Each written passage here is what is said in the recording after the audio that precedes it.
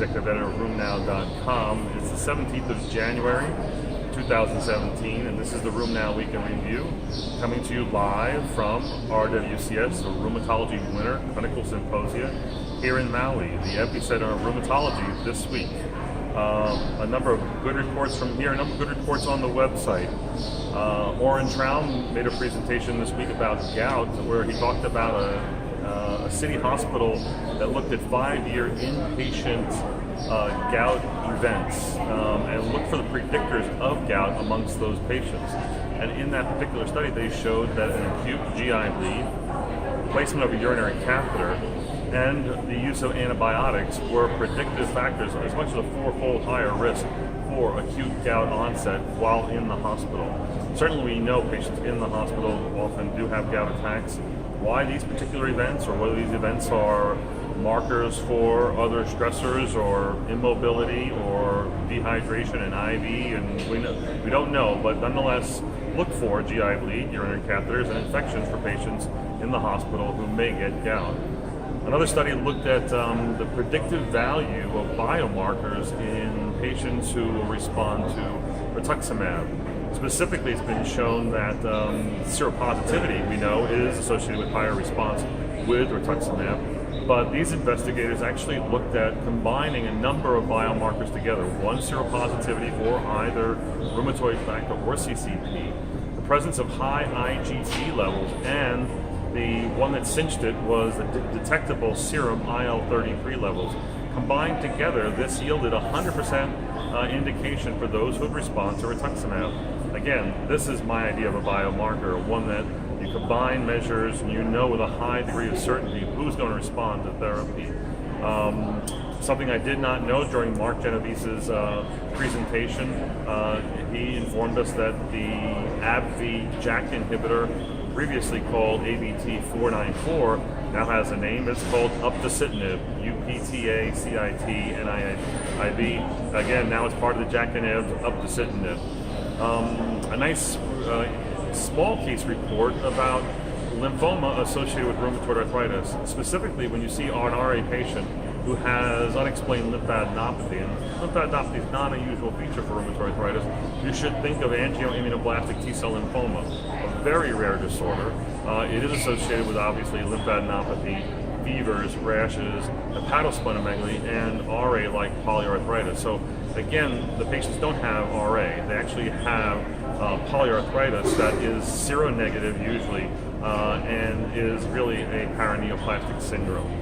A study of patients, and a large cohort of RA patients, looked at their degree of lung involvement. They found amongst 550 patients, 43% had evidence of interstitial lung disease. 70% of these occurred within the first 10 years of their onset of their disease.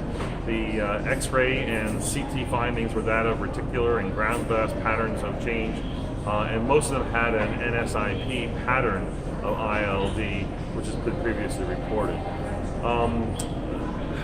We certainly know that hepatitis B can be reactivated by a number of different biologics, most notably Remicade. But there are now reports of tocilizumab where there can be hepatitis B reactivation. When this was looked at in a large population, it was actually seen in patients who had chronic HBV, not patients who had resolved HBV, that being patients who are B surface antigen negative but hepatitis B or antibody positive. The bottom line is, if you're using tocilizumab, you should be doing hepatitis B testing. An interesting review showed that there are patients out there who have lupus and Kikuchi syndrome.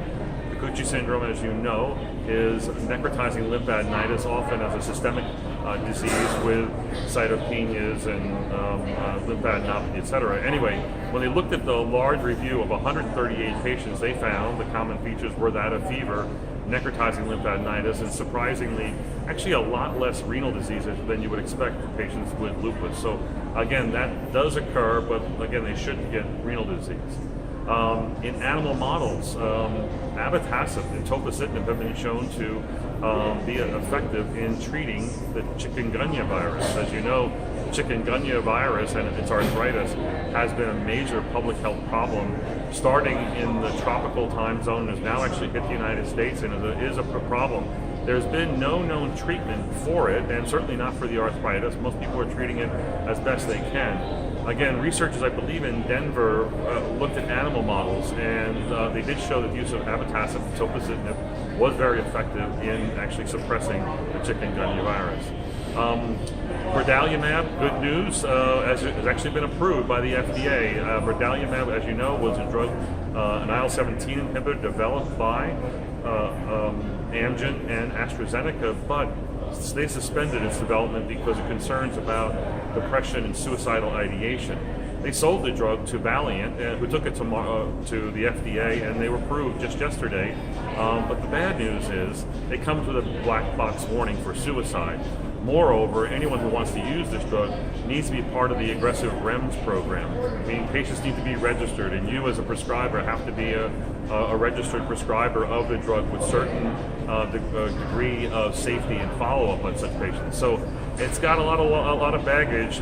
It's good news and bad news for those who were looking forward to brodalumab. Other good news on the regulatory front were reports that we had on the website about the approval of baricitinib. Baricitinib has been approved for use in the EU. It was recommended by the CHMP several weeks ago and is now approved for use in active to moderate to severely active rheumatoid arthritis. And of course that approval comes on the basis of multiple trials, including the BEGIN trial in DMARD-naive patients, the BEACON trial in TNF-IR patients, the BEAM trial in methotrexate-IR patients, BUILD in DMARD-IR, and beyond. Again, it's going to be available as a once daily dose, 4 milligrams. It will come in 2 milligrams pills for those who have toxicity issues. Again, it's the first JAK inhibitor approved in the EU. As you may know, tofacitinib has been recommended for approval by the CHMP. That's our equivalent to the Arthritis Advisory Committee. It's anticipated that tofacitinib will also be approved by the EMA for use in Europe in the next several weeks, if not months. The BEAM study was actually published this week in the New England Journal of Medicine. BEAM was a large study of over 1,300 patients, a one-year double-blind, randomized, placebo and active control study where patients were to receive either placebo or baricitinib or adalimumab in standard doses in a 3-3-2 randomization schedule. What they did see was that baricitinib was significantly better than placebo and also better than adalimumab, which is sort of interesting, if not surprising. The ACR20, ACR50, and ACR70 responses were significantly in favor of baricitinib. The ACR20 responses alone, 40% for placebo, 61% for adalimumab, and 70% for baricitinib at week 12. This is interesting because there's also a newly published study with tofacitinib where it goes head-to-head against placebo, not against placebo, against actually methotrexate and Humira. This is called the oral strategy study where patients receive one of 3 therapies. They either receive tofacitinib plus methotrexate or adalimumab plus methotrexate or tofacitinib monotherapy. It was designed to be a non-inferiority study. In fact, they showed that the combination of either methotrexate with tofacitinib or adalimumab, they were equal responses. However, monotherapy tofacitinib did not perform as well. In fact, it did not meet its definition of non-inferiority. So again, a little bit of sobering news there. Crohn's disease has been found to be linked to a certain species of E. coli. It's called the Adherent invasive E. coli species, and when you compare patients who have Crohn's disease with spondyloarthritis to those who don't have spondyloarthritis and just have Crohn's disease, it turns out there actually is more of this particular Adherent invasive species of E. coli, and it's been shown in situations that actually induce a Th17 immune response and increase IL-23 activity, suggesting it may be very important in mediating the spondyloarthritis that is associated with Crohn's disease. An interesting study looked at scleroderma patients who were treated with immunosuppressants.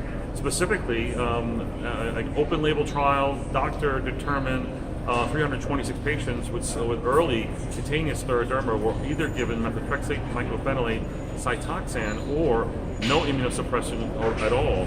And in the end, I think it was a year follow-up, there was no difference. When they looked at the modified Rodnan skin score, the results were the same. All of them decreasing -2 to -4